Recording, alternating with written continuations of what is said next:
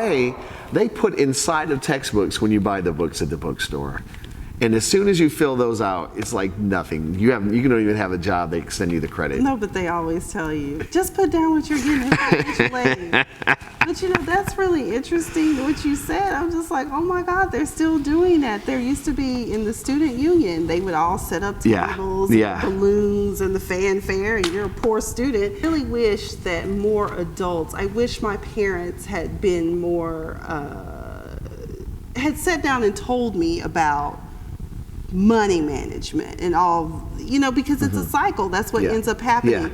You know, recently I was sharing with you earlier before we started filming, a woman who shared with us she was making $22,000 a month. It was still broke. You know why? Because she was busy taking care of her entire family who had yet to learn how to do money management themselves.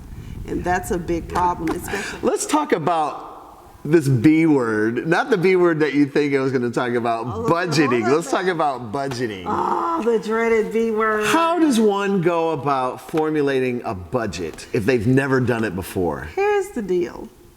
Budgeting is just like the old saying goes. If you don't have a plan, you plan to fail.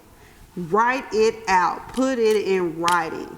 So how you go about is kind of take a month, is what I like to think. And a lot of the people that I follow, like Susie Orman and Patrice Cunningham Washington, all these people, they basically say you need to monitor and see. Sit down and look at your expenses. What are your fixed expenses, number one? You know, we all know we have rent. If you have a car note, you know what that's gonna be, your insurance, that type of thing.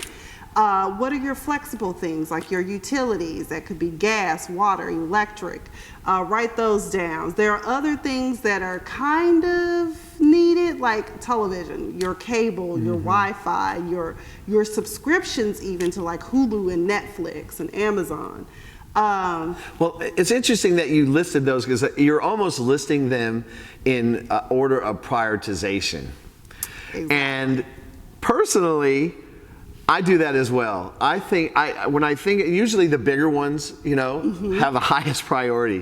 Where I live is important. Exactly. So anything related to living. There you go. Anything related to transportation, like the automobile and the insurance, right? Right.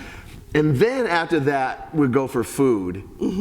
So, and then all the way down. And like I've had some points in time where I had to let the cable go. Oh yeah.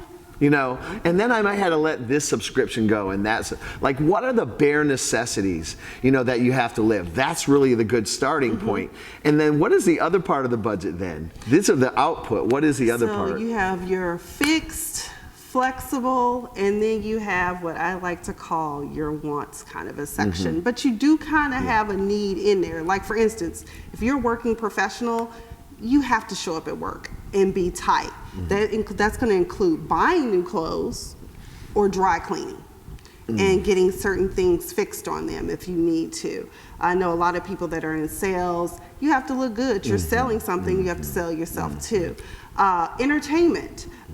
Do you want to go to the next Beyonce concert? Do you have the money in your budget for that? Can you go out to eat with friends?